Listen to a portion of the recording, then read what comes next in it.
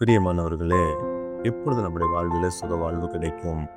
முதலாவது எசேக்கியேல் 28ஆம் அதிகாரம் 26ஆம் வசனத்தின் அடிப்படையிலே, நம்மை நெருக்கிறவர்களுக்கு தேவன் வந்து நியாயத்தீர்ப்பு கொடுக்கும்போது, நம்முடைய வாழ்வில் சுக வாழ்வு கிடைக்கும். ஆகவே அதுவரைக்கும் நீங்க பொறுமையா இருங்க.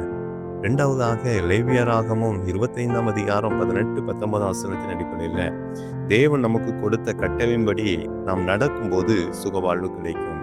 ஆகவே கவனமாய் இருந்து வேத வசனப்படி நம்ம நடப்போம்.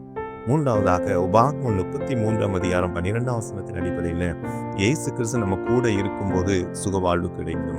அதற்கு நாம் 2 Corinthians 13:5 படி நம்மை சோதித்து பார்க்கணும். கடைசியாக எரேமியா 32ஆம் அதிகாரம் 37ஆம் வசனத்தின் அடிப்படையில் தேவ கோபம் நம்மை விட்டு நீங்கும் போது, அதாவது நாம் மனம் திரும்பும் போது சுக வாழ்வு கிடைக்கும். ஆகவே எச்சரிக்கையா இருந்து தேவன் சொன்னபடி நம்ம நடப்போம், சுக வாழ்வை பெற்றுக்கொள்வோம். கர்த்தர் உங்களோடு இருந்து உங்களை ஆசீர்வதிப்பாராக. ஆமென்.